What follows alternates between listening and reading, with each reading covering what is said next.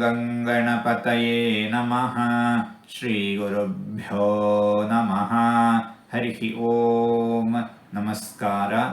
ಓಂ ದಿಕ್ ಶ್ರೋತ್ರಾಯ ನಮಃ.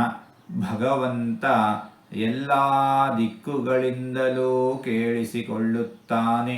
ಎಲ್ಲ ದಿಕ್ಕುಗಳಲ್ಲೂ ಕಿವಿಗಳುಳ್ಳವನು ಭಗವಂತ.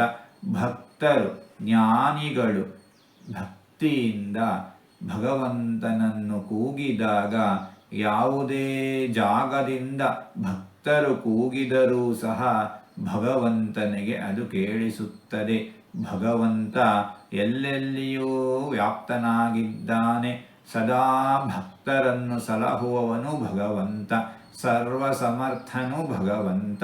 ಇಂತಹ ಭಗವಂತನನ್ನು ದಿಕ್ ಶ್ರೋತ್ರಾಯ ನಮಃ ಎಂಬುದಾಗಿ ವಿದ್ವಾಂಸರು ವರ್ಣಿಸುತ್ತಾ ಇದ್ದಾರೆ. ಹೀಗೆ 4 ತೊದಲು ಮಾತುಗಳನ್ನು ಆಡಿದ್ದೇನೆ.